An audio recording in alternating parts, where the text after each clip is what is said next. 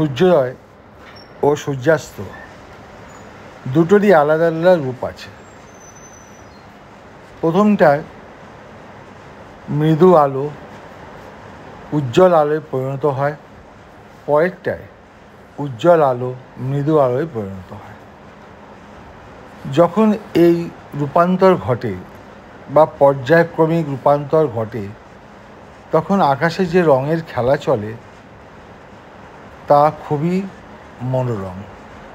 পৃথিবীর কোনো কোনো জায়গায় সূর্যোদয়ের জন্য বিখ্যাত, আবার কোনো কোনো জায়গায় সূর্যাস্তের জন্য বিখ্যাত। আমাদের দেশেও এরকম অনেক জায়গা আছে যেখানে আমরা সূর্যোদয় বা সূর্যাস্ত দেখতে যাই। ফটোগ্রাফির ক্ষেত্রে এই দুটো সময় আইডিয়াল, এদের গোল্ডেন আওয়ার্স বলে।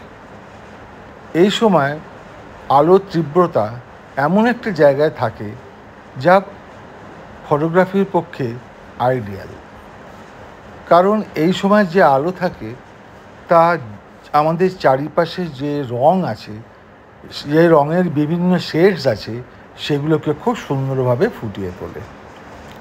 আমি কিছু সূর্যাস্তের মুহূর্ত আমার ক্যামেরাবন্দি করেছি, সেটাই আমি আপনাদেরকে দেখাতে চাই।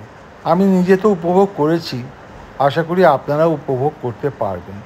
এখানে আপনারা শুধু রঙের খেলাটা দেখুন, কীভাবে সূর্য আমাদের চারিপাশে রঙকে নিয়ন্ত্রণ করে, মানে সূর্যের আলো আর কি।